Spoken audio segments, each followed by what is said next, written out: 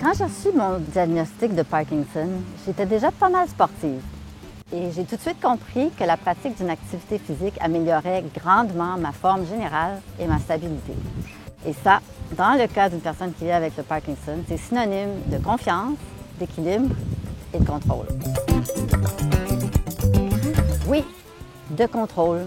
C'est pas mal gratifiant de ressentir les effets positifs de nos efforts. Et plus on bouge, mieux on se sent. Comme j'aime bien les challenges, j'ai décidé de participer aux 40 km du défi vélo de l'année passée. 1, pour renouer avec ce sport que j'avais un petit peu négligé.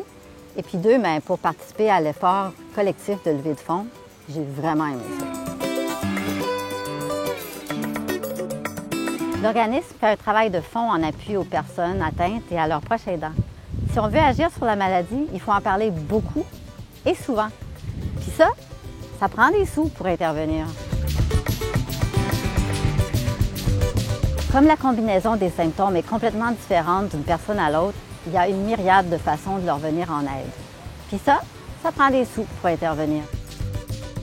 Des exemples de soutien fournis par Parkinson Québec? Danse, yoga, qigong, mouvement thérapeutique, musculation de la voix, séminaires sur les finances, l'alimentation, l'avancement de la recherche. Puis ça aussi, ça prend des sous pour intervenir. Les proches aidants sont aussi activement soutenus par Parkinson Québec. C'est très important parce que ça leur évite isolement et burn-out. Puis ça aussi, ça prend des sous pour intervenir. Parkinson Québec est aussi actif dans des dossiers hyper importants, comme par exemple le rôle des pesticides dans le développement de la maladie. Puis ça, vous avez compris le principe, hein? Donc, cette année, je joins l'utile à l'agréable et je vous invite à en faire autant.